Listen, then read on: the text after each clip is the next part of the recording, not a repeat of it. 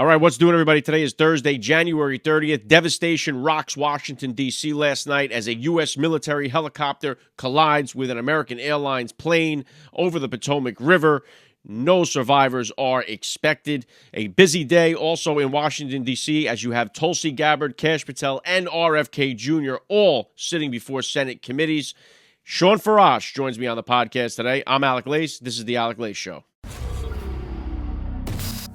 The American family is under attack. Parents are the underdog of this nation. Your children are being indoctrinated. That's right. Your children. They do not belong to the state. They do not belong to the school system. They belong to you, the parents, as a blessing from God our Father. So let's preserve, protect, and fight for the American family together. You're listening to the Alec Show. The future is family.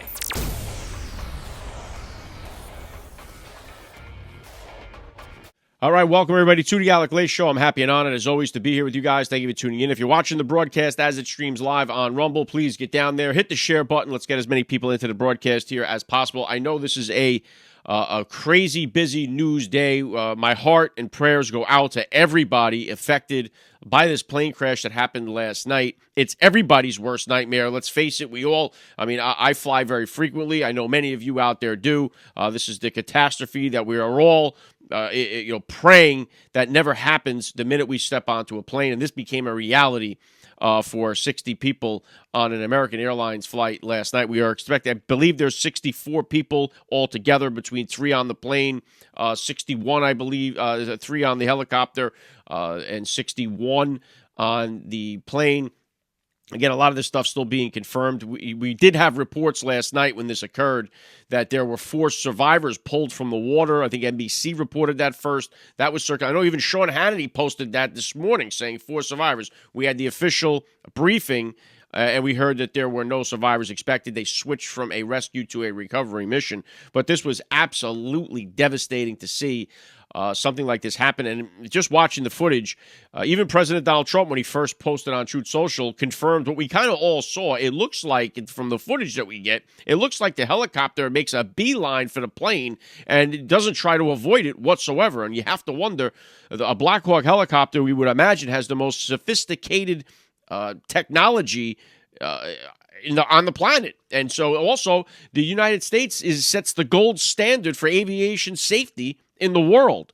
And so our planes are well equipped. Obviously, our military helicopters are well equipped. How could neither one of these have known each one was approaching each other? Where was the air traffic controllers? How were they involved in this? There's a lot of questions to be answered.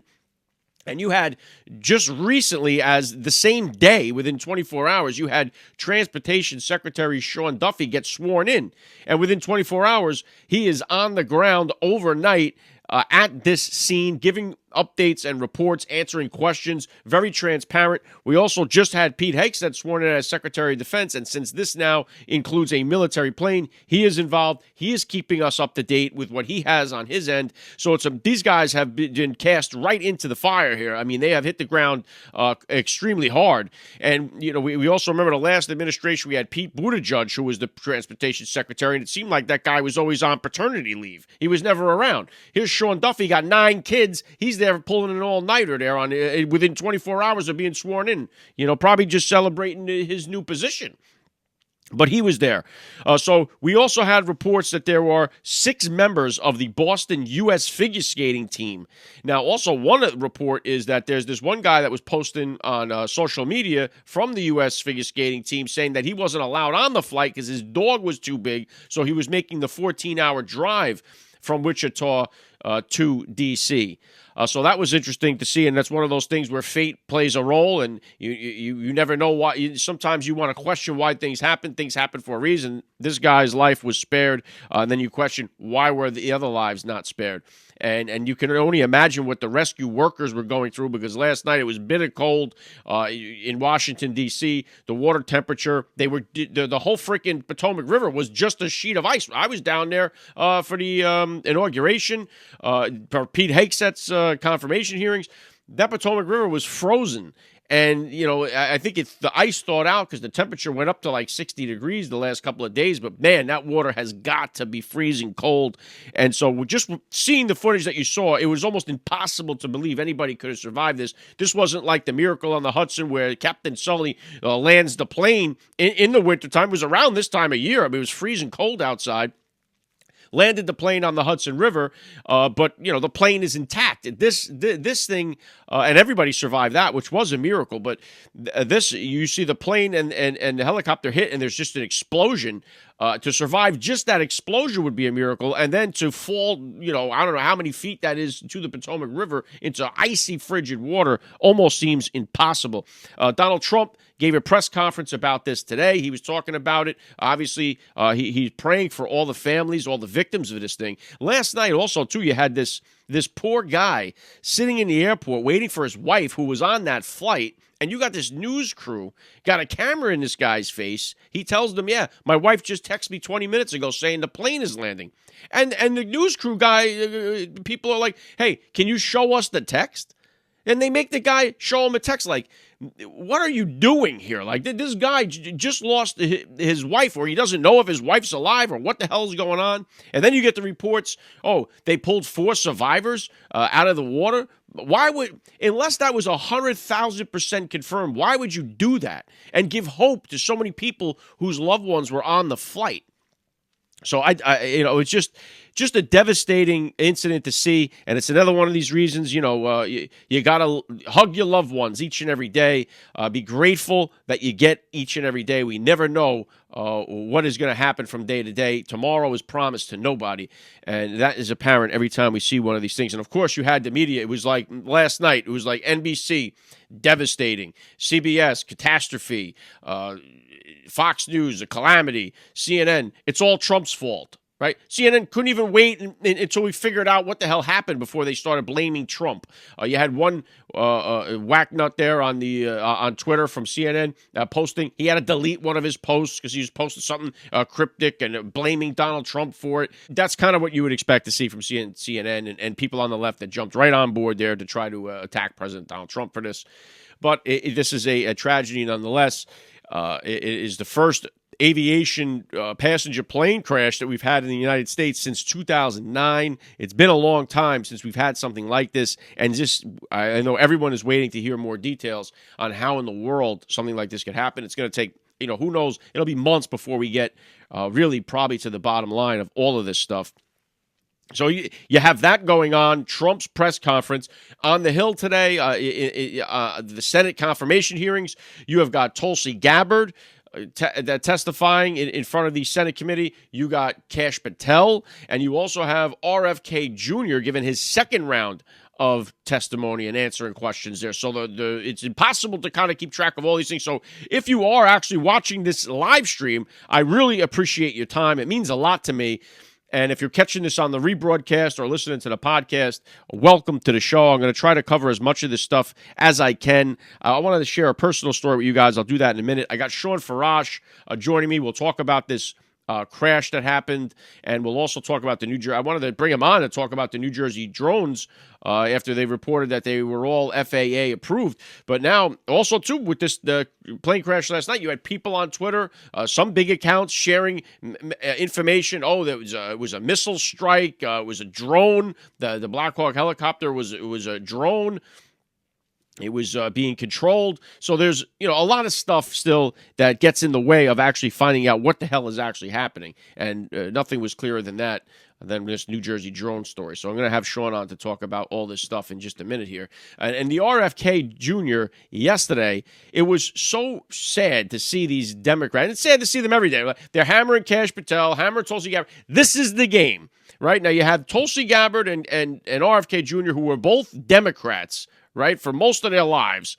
And now that they have seen the nuttiness that's going on within their own party, and they can't identify with that party anymore because it's gone so far off the rails that they're now on Team Trump. And the Democrat senators have shown no mercy. They have gone right after. They've been so belligerent. You had that schmuck yesterday showing a Bernie Sanders with a thing about onesies. Do you approve this onesie with RFK Jr.? It was so stupid. And RFK Jr. is somebody, you think, the Democrats talked to RFK Jr. today and yesterday as if we are the healthiest country in the world. As if our people in this country are the most fittest in the world and healthiest in the world, when it's the exact opposite. We're one of the most unhealthiest nations on the planet, and our healthcare system sucks, and you have got nutrition problems in this country. We spend more money in healthcare than any other country on the planet, and we've got the worst healthcare in the world. And they're talking to RFK Jr. as if they're afraid he's going to rock the ship. They're afraid he's going to mess this whole thing up.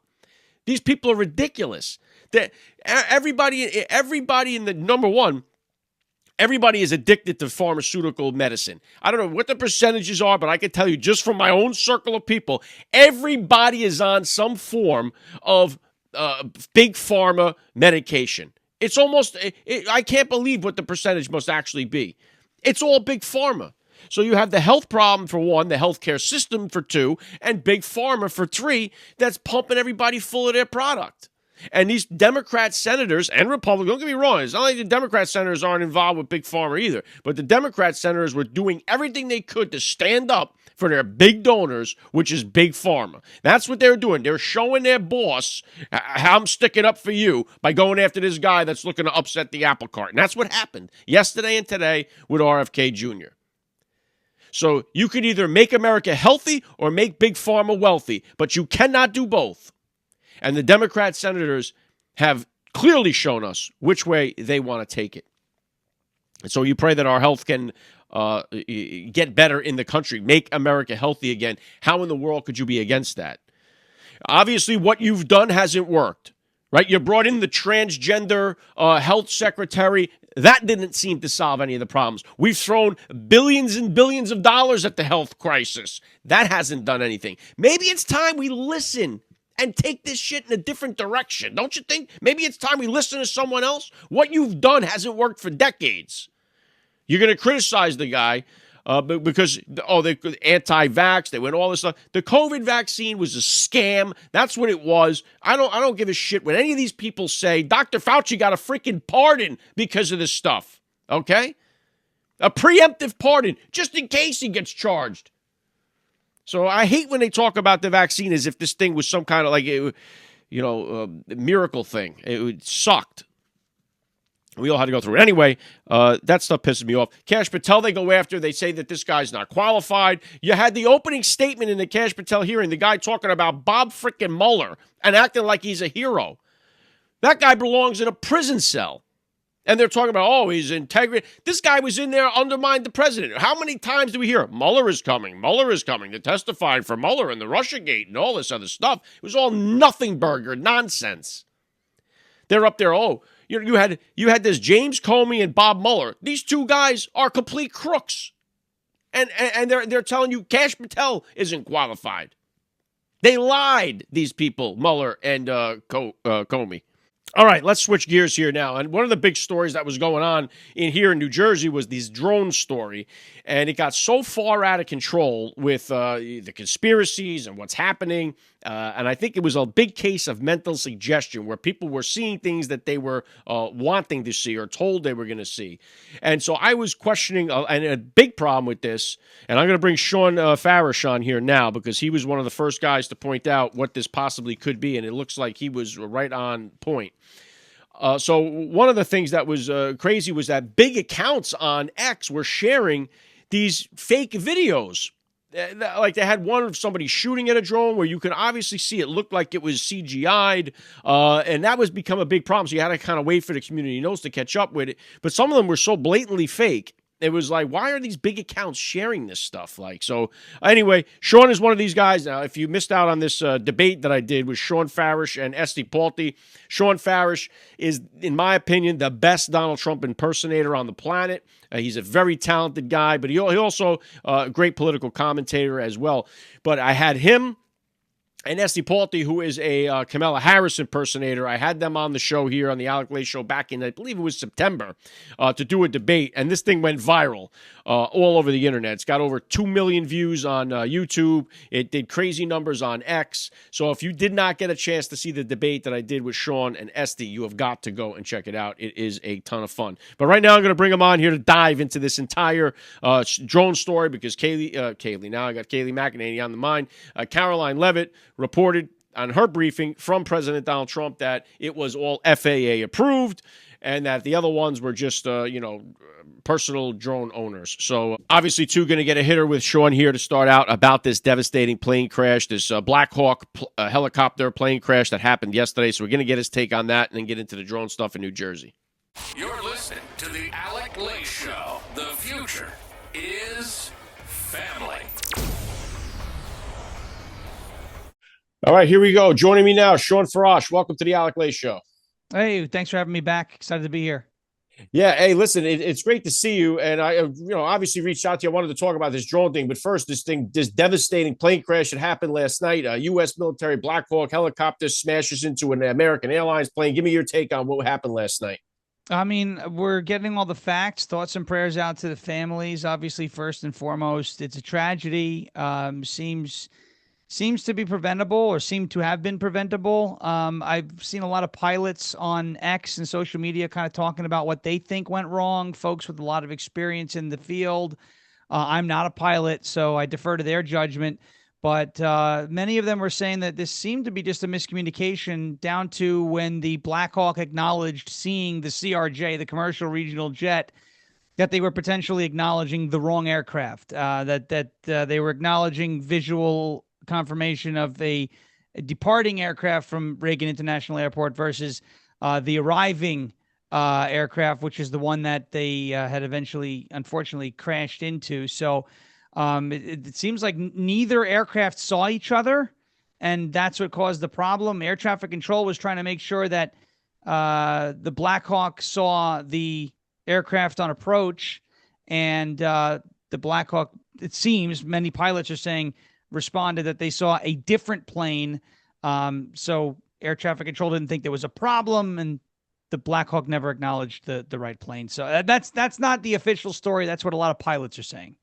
Yeah, it's crazy because I know that one report was saying that these were very experienced Black Hawk pilots. The people in the military plane were very experienced. And that's a route. Everybody was posting about it, that the helicopters, that's a normal route that they fly all the time. They fly it thousands of times. And so it's just amazing that they have the most sophisticated equipment, aviation equipment on the planet, you would imagine, and how they wouldn't be able to have some kind of something to detect that, hey, there's an incoming, you're on a collision course here. I mean, we have that in the car. If you're going too close to the car and you're about to hit it, it'll beep and stop the car for you. You would imagine it just, and I know that Trump put this out too. It didn't make sense. It almost looks, Shawn, like when you watch the video, it almost looks like the helicopter goes right into the plane and doesn't make any effort whatsoever to avoid it. And so you had some of these accounts saying, oh, it was a missile, it was a drone. And so you had to sift through all that bullshit too to figure out what the hell's going on.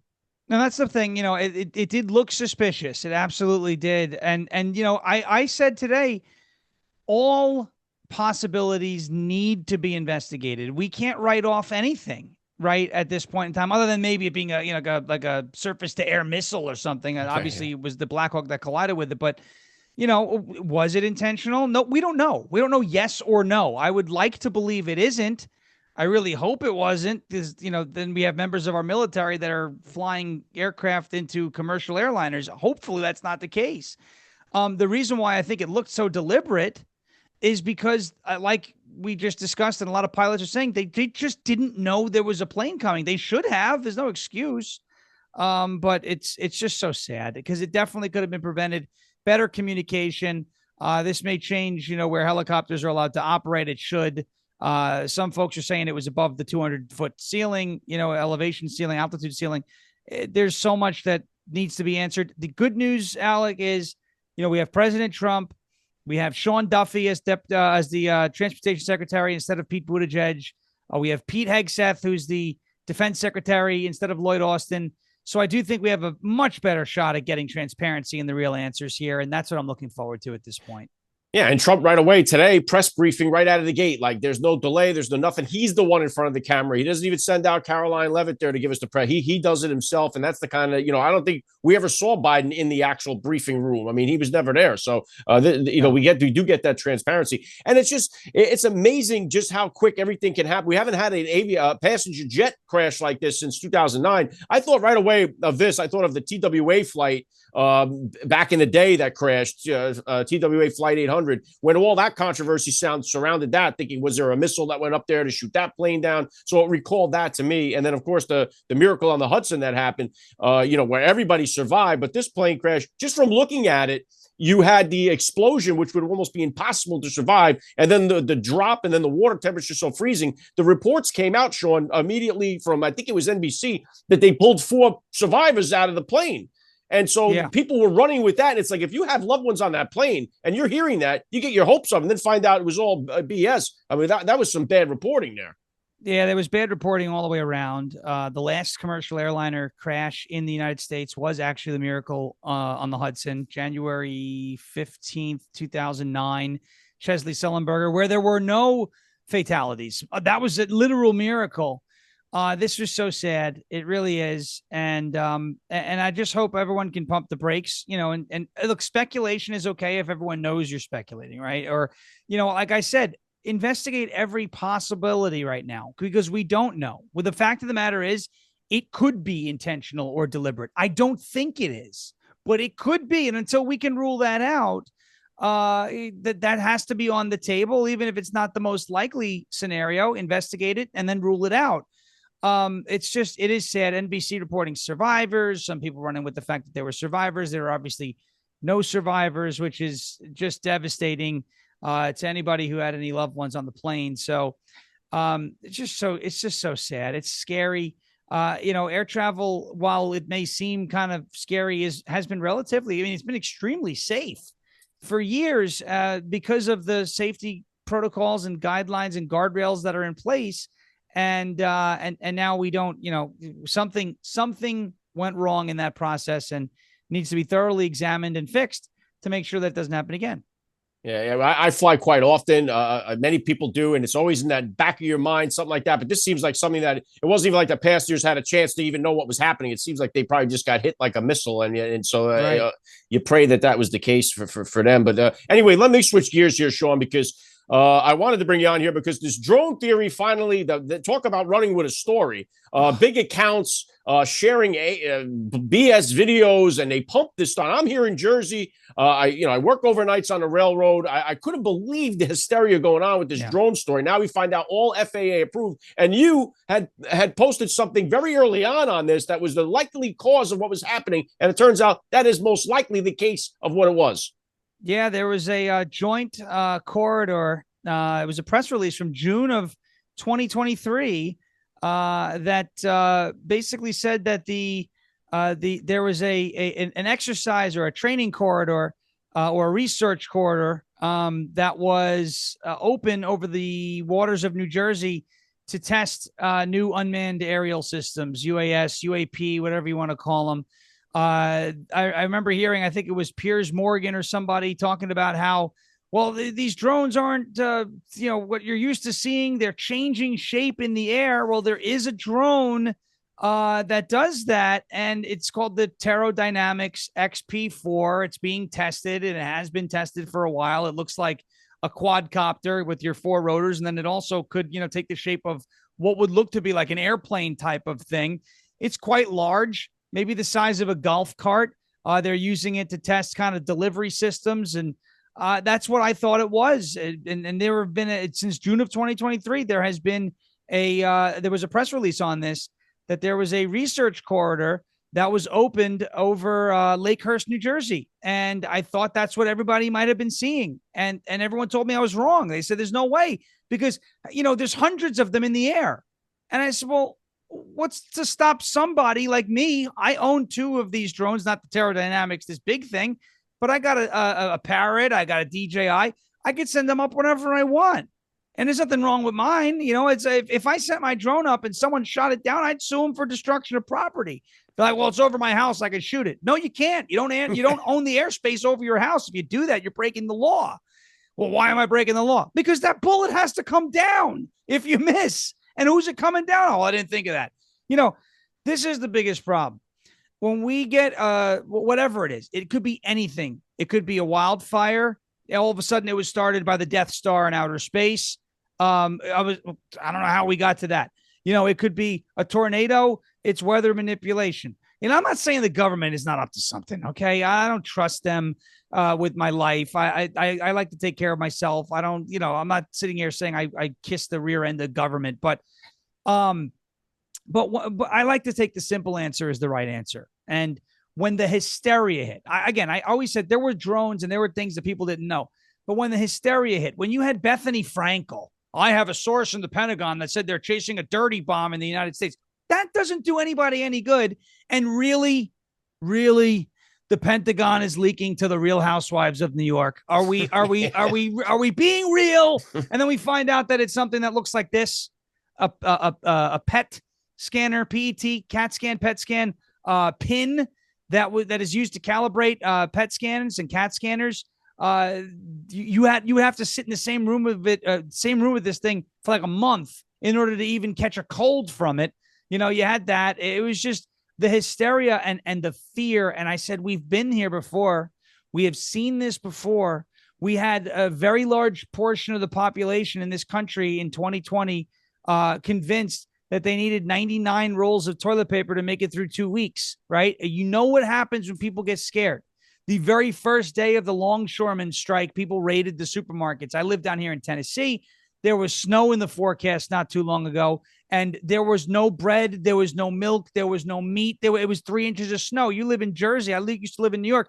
To me, 3 inches is nothing. It's going to be okay. But fear gets people to do irrational things and behave irrationally. Now, some folks on social media were pushing these fake stories and taking pictures of stars and putting videos of geese and all these things because they wanted the clicks and they wanted the engagement and they wanted the money. And that is what it is. I'm a capitalist. I mean, by all means, hustle, but you're really not doing anybody else any good. You're only doing yourself some good there by just, posting garbage.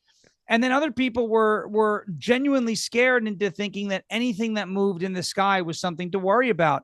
When at the end of the day, the most likely explanation then and now was that it started off as some sort of test. The FAA, now we found out from the Trump administration, knew about these tests. And once the story about drones in the sky in New Jersey started spreading, people started flying their personal drones to go and see what they can catch from up there and to mess around. And hey, I'm going to go fly in the sky. I'm in Tennessee. We didn't have a problem here. But when I started hearing about drones, I was like, I haven't flown in a while. And I flew my drone just for a little bit just to send it up and, keep my skills sharp with my drone. So the bottom line is a lot of what people were seeing after the initial sightings were other people's hobby drones in the air.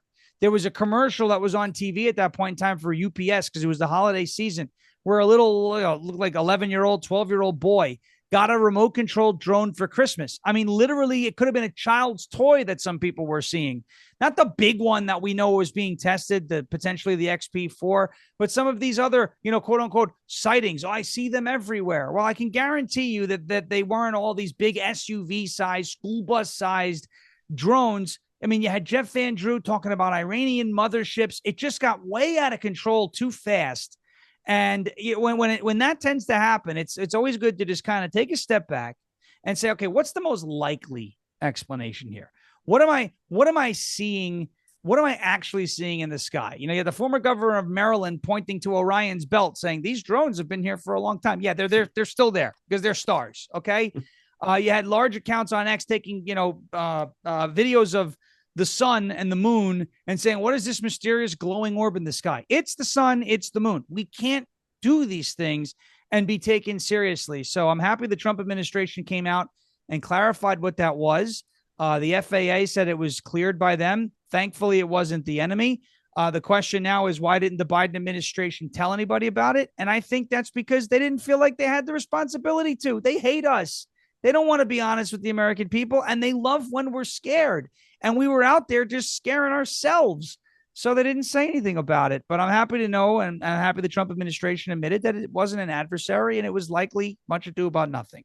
And I was glad to see your posts going up there as this was going on, because I was like, what the hell? I can't. And if anything taught us about this, it was the COVID-19 pandemic. I mean, the way that people reacted to that thing was insane. You point out the toilet paper issue. Like we all remember that going on, and people will react to this stuff. And there's the power of mental suggestion too, that when you're seeing this stuff in the media, you're looking for stuff for a specific purpose, and you see it. What you're looking for, you find. And so many people, it was nonstop, and you had to. They were posting videos of what looked like somebody shooting at a drone that was like an obvious fake video, and you had big accounts that are tweeting that, and then you're gonna have copycat people like, hey, I'm gonna go out there and start. It's gonna be the Wild West. You got people out here shooting into the sky, and if there is a freaking big drone up there and you hit it, where is it going to land? You hit a golf cart sized drone and it crashes, it's going to kill people. Like, so you couldn't have that. That's what sucked about the Biden administration not coming out and saying, hey guys, this is all FAA approved stuff.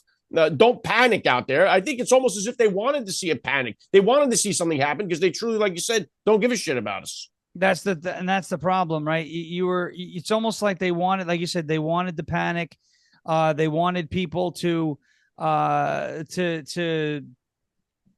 start doing irrational things, because when people do irrational things, it gives the government the ability to crack down. I could tell you there was nobody wishing harder for a recreational drone crackdown than Amazon, than Walmart, than some of these companies who want a monopoly on the skies, right? And then maybe the federal government, or that federal government at the time, because it gives them, unfettered access to surveil from the sky. That's me, I mean, if there's one thing I like to be conspiratorial about, it's how the government is going to try and spy on me and screw us over, because they do it every single time. I'm not necessarily someone who believes that every hurricane that comes across the now known as Gulf of America is weather manipulation. I'm not saying the government wouldn't want to try it. And I do acknowledge the existence of cloud seeding. I just don't think that we can build hurricanes at this point in time. But when it comes to conspiracies and kind of that paranoia looking over my shoulder, the big thing I'm always looking over my shoulder about, it ain't Taylor Swift. It's not body doubles. It's certainly not something I read on 4chan, but it is the government. How is the government going to weaponize the existing technology against us? How can they whip us into a fear or into a frenzy and use fear to demand another crackdown? I know that there were proposals while the drone hysteria was happening for recreational drone crackdowns and registrations and cash grabs and licenses. There was a lot of that was going on. And I said, maybe this was the motive, to get people scared, to take more rights away. They love to, here's fear and here's our problem to fix it. But here, you have to give up your rights in order, if you want this problem to be solved. And then that's always my biggest concern. So, again, I'm happy to hear from the Trump administration that it was much ado about nothing. So they say. Whether or not people choose to believe it is one thing, but the explanation certainly lines up with the simple answer during that whole problem. Yeah, and the last piece, Shawn, to get you out of here is that it kind of got a rebirth, because the story kind of died like a wet towel here for a minute. And then when the guy blew himself up in front of Trump Tower, they had his manifesto came out on the Shawn Ryan show. He referred to the drones that they have. They're enemy drones. They could fly an unlimited payload over the White House. And so that kind of gave rebirth to the drone story again. And it's like, well, if this is the case and China can fly unlimited payloads over the White House, we might as well surrender the ship. I mean, what are we going to do? And then the other guy, like you said, there's an Iranian mothership parked out to sea and they're flying. If that's the case, then we're done. What else are we supposed to do? But that explosion kind of, that guy killing himself in front of Trump Tower kind of gave rebirth to the story. And that was the problem too, and that was another one where, the vehicle drove itself, or it wasn't actually him in the seat. And well, maybe, sometimes things just happen. And unfortunately, and honestly, I mean, this Matthew Livelsberger, I think was his name, the guy who blew himself up outside of Trump Tower in Las Vegas, seemed troubled. He seemed like he was going through something. There was something happening maybe mentally that was, left him unstable. I don't know. I'm not a doctor. But from what it seemed like when you read that email that was published on the Shawn Ryan show, and people started saying, oh, this is what was gravitic propulsion. I mean, this is stuff out of Star Wars or Star Trek. And I'm not saying that the government is totally honest with the technology that they have that we don't. But you have to look at some of these things and think, is this really what's going on? he wrote about how, people were after him and all of this stuff. And I'm sitting there going, man, I just don't know. I mean, because what state of mind was he in? I mean, after all, he blew himself up in a Cybertruck out in front of a hotel, so he clearly wasn't thinking straight. So I'm not going to take the ramblings of who I'm going to say was probably somebody suffering from an episode of some sort. And I'm not saying that to be funny. It's just what happened. I'm not going to take the ramblings of that person and give it complete and total credence. And it did refresh the drone story per se, because he talked about drones in that email and people said, see, they were real. Because he said it. I was like, okay, so the guy who blew himself up in a car, that's what you're going to be. All right, you do you. I'll do that's me. That's the source. And that's fine. Just to rehash this whole drone thing, June 2nd, 2023, agreement opens test corridor stretching from Joint Base McGuire, Dix, Lakehurst to Dover Air Force Base, linking to New Jersey's Aviation Innovation Hub in Atlantic County. An agreement to create a test and evaluation corridor for the development of uncrewed aerial systems and automated advanced air mobility technologies was recently signed by officials representing the U.S. Transportation Command, Air Mobility Command, the National Aerospace Research and Technology Park, and the Atlantic County Economic Alliance. This happened in June of 2023, and they were looking to test more equipment that could be used by the Air Force for strategic airlift capabilities. And I believe that's what people started seeing back in November. It's been going on for quite some time. Some people are saying, why were they doing it at night? Well, maybe because they found out that they could do it in the daytime and they want to see how efficient their prototypes are at night. I don't know why they're doing it at night or if that's even what people were seeing, but a lot of the descriptions about it changing shape in the air, that's what this Terrodynamics XP4 drone does. They call it the trans wing because it can go from 4 rotors, in like a quadcopter type layout to what looks like almost an airplane. It kind of transforms. It's pretty cool. That might have been what people were seeing. Maybe they had Rachel Levine flying it. It's very possible. They didn't call it a trans wing for nothing. So, well, listen, there it is. I appreciate you putting a fine point on it. I love the fact that you were out there bringing some common sense when the story was getting out of control. So I wanted to have you on now that we got to the bottom of it. So Shawn Farash, love to have you on again, back down the line. Thanks for giving me a few minutes of time today on the Alec Lace Show. Thanks, Alec. Appreciate it. You're listening to the Alec Lace Show. The future is family. All right, grateful to Shawn Farash for giving me a few minutes of his time here. What'd you guys think about the interview? What's your take on the New Jersey drones? Is this it? Is this the nail in the coffin on the story? Or did the Trump administration get fake news where they told the wrong info? Do you buy into it's another country flying drones over? I know a lot of people compare it to the weather balloon and the whole bit, or the whatever the balloon was, the China balloon. So anyway, what's your take? Get your opinion there down below. I'd love to read the comments and see where you stand. I know that the whole story really dropped like a hot potato for a minute there, and then I know when the guy blew himself up in front of Trump Tower and his note had the thing about the drones, it kind of resurfaced the public interest in it. And so there it is. And I wanted to do a segment here I haven't done in a little while here, I don't think, but it's a little segment I like to call Whack Nut of the Day. Let's get into it here. Whack Nut of the Day. And I'm calling Bellevue because you're nuts. All right, today's Whack Nut of the Day. I don't know the Whack Nut's name. Libs of TikTok posted this on here for us to all see and enjoy. This is a leftist TikToker who was mocking RFK Jr.'s spasmodic dysphoria condition. So here's the video of this lunatic. I'm Robert F. Kennedy. I am an anti-vaxxer, and I didn't kill 83 Samoans because I didn't want them to get the measles vaccine. Now, this is the all-tolerant left, right? This is the left that is supposed to be loving everybody and all-inclusive. Now, here's a guy, RFK Jr., has been a Democrat his entire life. Now he switches sides, and here they are. It's okay now to make fun of somebody with that kind of condition. And why I find this interesting is because we heard constantly from the left-wing media about Joe Biden's stutter problem, which he never really seemed to have years ago. Let's be honest. When he was in the Senate, he didn't have this stuttering problem that he had all of a sudden when he became president. I think it was just part of his mental breakdown that the guy had. But remember, the left, anytime you'd say something about his stuttering issue or the fact that he couldn't speak a straight sentence, you were the worst person on the planet. You had no heart. You had no soul. The president's got this he's stuttering problem, and you're making fun of it.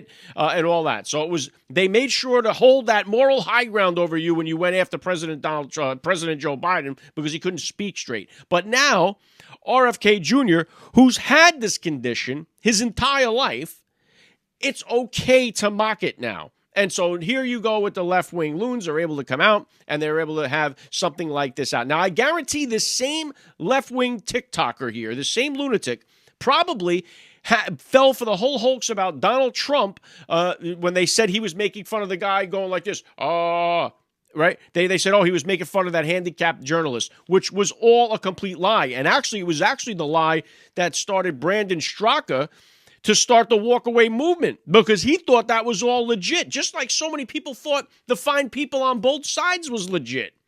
And then they found out, wait a second. He actually, in the same sentence, condemned the neo-Nazis and the white supremacists? Yes. He never actually made fun of the guy with the motion that they were trying to say? No. But I guarantee this person here had a problem with it and probably thought Donald Trump makes fun of those handicapped people. And it was all nonsense. But here it is. It's crystal clear that it's okay for the joyful left to openly mock RFK Jr. So I think that this left-wing lunatic TikToker deserves our title of Whacknut of the Day. Whacknut of the Day.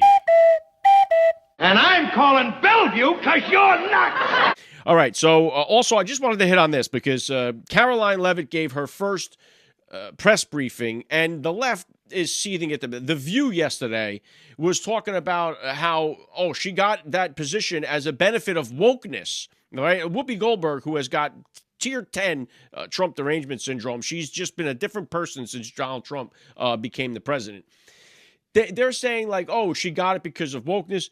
Caroline Leavitt got this position because she's the best person for the job. And that was very clear when she came out and gave her first press conference, as opposed to when Karine Jean-Pierre gave her first press conference. It was very clear why she got the position. Okay, here's all she talked about during her first briefing. Acutely aware that my presence at this podium represents a few firsts. I am a Black, gay, immigrant woman, the first of all three of those to hold this position. I would not be here today if it were not for generations of barrier-breaking people before me. I stand on their shoulders. If it were not for generations of barrier-breaking people before me, I would not be here. Right. She tells you right there all of the reasons why she was at the podium. Because she was black, because she's a lesbian, or she's queer, whatever it may be. Anything because she was good at the position. And we got a chance to see that in real time because she was one of the worst press secretaries we ever had in history. Now, Caroline Leavitt, she is the youngest press secretary in the history of the United States.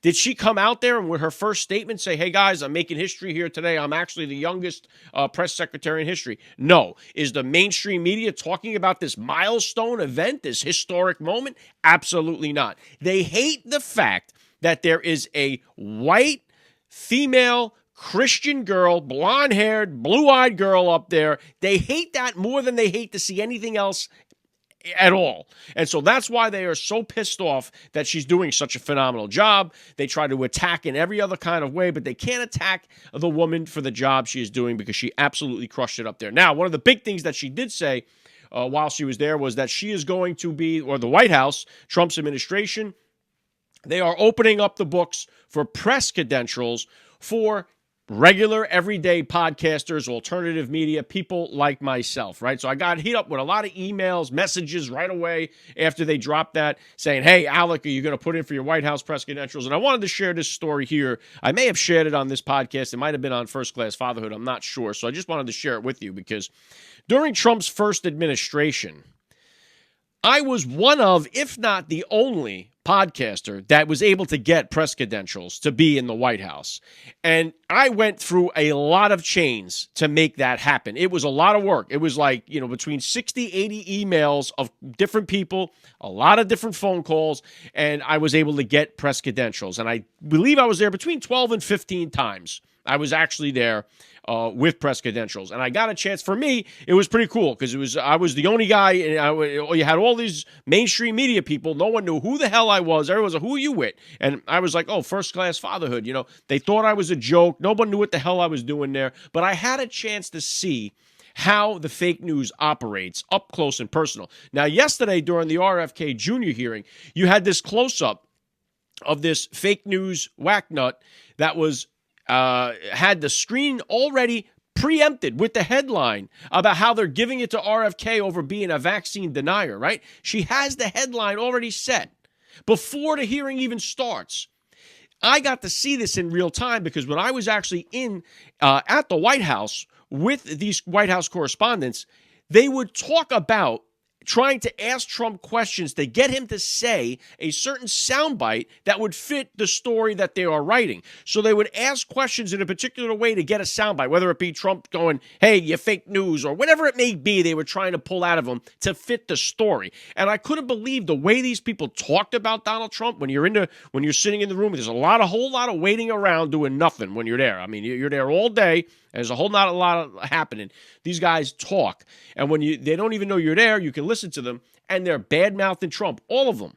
They couldn't stand Donald Trump. They had all kinds. This was during when they still believed Russia helped Trump to win, too. I was there. I was actually there the day Mueller testified on the Hill, and they came in all with their chest pumped out that day, thinking like this is the beginning of the end. And by the end of the day, they were distraught, like they couldn't believe that Trump came out and talked to them and hammered them. I tried to get questions in. I was unable to get a question into Donald Trump, so I failed in my ultimate mission. Again, I didn't know what the hell I was doing. I was just winging it. I definitely would be better prepared this time if I should be blessed enough to get the credentials again. I did put in for them. We'll see what happens this time around. I know everybody and their brother now is going to be trying to get them, but I wanted to share this story because it was pretty fascinating. Now, you had to be a part of the press corps to actually sit in on a briefing during COVID. During COVID, they were only allowing a certain number of people, whatever it was, say 15 people, right? I'm making that up. And let's say that's what it was. And that was it. That was allowed during the briefing. And they all had to be sitting in this space and that space, right? You couldn't be sitting next to each other because everyone, was still COVID crazy. So I wasn't supposed to be in the briefing, but the briefing was going to start. I knew it was going to begin. I was hiding out in the back a little bit, playing with my phone, pretending like I was doing something. And right before Kayleigh McEnany walked in, this guy's like, hey, he's counting people in there. He's like, hey, you can't be in here. So I was like, oh, my bad. So I get up and I walk at a snail's pace to walk away. And as I'm walking away, Kayleigh McEnany comes in. So she comes in, I move right to the side, and I'm in there for the whole press briefing. And she was crushing the mainstream media with their lies about COVID at the time. You remember you had, what's her name? Nancy Pelosi got caught on camera going into the hairdresser while she was telling everybody else to stay home. And so that she was catching all these, coincidences or contradictions that were going on. So she had a big screen going on and she was really hammering them away. So after that, she took questions. I was trying to get a question in, and I was raising my hand. She looked in my direction once, called on the lady in front of me, and I knew that if I could get a question off, it was going to be, at the time, it was going to be about parents and getting their kids back to school because it was ridiculous what was going on. I had four kids. They were all home because of the pandemic. It was bullshit. So I was going to ask about that. That was my question. So anyway, she don't call on me. I'm a little bummed out I don't get called on, but if you remember at the time, every time Kayleigh McEnany was done with a press briefing and would turn around to leave, the people from the press corps would shout out like, hey, when is Trump going to resign or whatever it was going to be. So I'm like, you know what? Not today, Satan. So as Kayleigh McEnany turns around to go leave, I shout out, you crushed that, Kayleigh. And as soon as I said it, you could hear a pin drop in that briefing room and everybody's head was on a swivel turning around to look to see who shouted it out. Now, what I did not know at the time was that Kayleigh McEnany's husband, Shawn Gilmartin, was standing right next to me. And so the attention all went to him, and he was not wearing a mask. Now, again, this was the COVID time, and in order to be in the briefing room, the White House press corps wanted everybody to have a mask. I complied because I wanted to sneak into the room. Sean Gilmartin didn't give a shit about that. Neither did anybody in the, Kaylee or her team. None of them were wearing masks. And so somebody said something to him like, where's your mask? And so he said something back and then walked out of the room. And someone said, oh, that was Kaylee McEnany's husband. So I'm like, oh, man, I didn't know that. So I ran down to go chase the guy down. I wanted to interview him for First Class Fatherhood because they have kids. So I catch him right before he goes in the Oval Office there, and I say, hey, I introduced myself. Anyway, I ended up getting the interview with him a couple of months down the line. But anyway, so now that whole incident is over. I go across the street from the White House to go get a cup of coffee. I call my wife, tell her what happened. And then I get a phone call from the White House, and they say, hey, are you Alec Lace? Are you with that First Class Fatherhood? And I said, yeah. And they go, were you the guy that yelled out, you crushed it, Kaylee? And I'm like, oh, yeah. I'm like, was I not supposed to do that? Like, am I in trouble for that? They said, no. The press is already reporting that it was her husband that yelled it out. So we want to clarify. I said, it was 100% me. I have it on videotape if you want to see it. They're like, no, that's fine. So a few minutes later, maybe 15 minutes later, a memo goes out to everybody in the press, myself included. I get the memo, and it clearly states on there that it was not Sean Gilmartin. It was Alec Lace of First Class Fatherhood that yelled it out after the press briefing. So some people had already put it on Twitter. They deleted their tweets. The story was out now. The truth was out that I was the guy that yelled it out. So now, later on that day, I'm on the train heading home. I had to go to work on the railroad that night, so I'm heading back to work. And my wife calls me on the phone, and she says, hey, hon, you're not going to believe this, but Anderson Cooper is on the Anderson Cooper 360 right now, and he's saying that it was her husband that yelled it out, not you. So Anderson Cooper, at like 6 or 8 o'clock at night, is still knowingly saying a lie. Because everybody in the press corps got the memo, the same thing, CNN included. Everybody got it that said I was the one that yelled it. But here's Anderson Cooper, late at night, telling everybody what he knows is a lie, that it was Sean Gilmartin. So I go on Twitter, and right away, Kaylee McEnany is quote tweeting that clip of Anderson Cooper with the memo that we all got from the White House, saying it was this guy, Alec Lace, that said it from First Class on. Now, all my mentions are blowing up on Twitter. I'm getting DMs out the ass. And, of course, you have all these left-wing media sources that want to now question me, like, what the hell were you doing in the briefing room? So you had these articles that went out. One was from The Intercept. What's going on at the White House? Who is this guy? Is he They had these different conspiracies, like I was a friend of Kaylee's and she planted me in the briefing so I could cheer her on. They had all kinds of crazy conspiracies. But I had a chance to witness firsthand how exactly the fake news media works, because I was a part of it. I knew, like everybody else knew, we all got the same memo that I was the one that did it. And here they are telling the public a lie. And, of course, Anderson Cooper comes out with a little correction on a secondary Twitter account hours later when the damage is already done. So they made it seem as if it was him. So anyway, long story short, I was there with First Class Fatherhood, my original podcast, my goal was to get an interview with President Donald Trump for the podcast. I failed in that ultimate goal. I was out there. It was cool. Don't get me wrong. What an experience it was to actually be on the South Lawn right in front of the president. But I'm looped in with all these press people. I had one opportunity where he pointed at me like I had the next question, and then this crazy lady that was next to me asked him some stupid question. He answered it and then turned around and walked to the chopper. So it was, don't get me wrong, I enjoyed my experience there. Didn't get my ultimate goal. Hopefully, I will be back. So I did apply for the press credentials again this time. I know everybody and their brother is trying to apply right now, so there's probably millions of applications in there. Mine is one of them, and so we'll see what happens with that. So I know some of you have been asking me. I just wanted to share that story. I don't know if you guys had heard it before, but that was my my White House press briefing story. You're listening to the Alec Lace Show. The future is family. Trump announced his executive order to send 30,000 criminal illegal immigrants to Guantanamo Bay. That's right. He says in a quote, "Some of them are so bad we don't even trust their countries to hold them because we don't want them to come back." So this is the worst of the worst. He's going to send 30,000 illegal immigrants. Of course, the left-wing loons are all in a state of a panty bunch over it, but they quickly forget, and I'll put this up here from Jack Posobiec. Did you know in 1994, Guantanamo Bay held 200,000 migrants, mostly from Cuba and Haiti? And who was the president at that time? It was Bill Clinton. We know that the Democrats used to be against illegal immigration. Obama, they called him the deporter-in-chief. Hillary campaigned on it back in the day. Now all of a sudden it's, oh no, we need to have illegal immigrants in the country.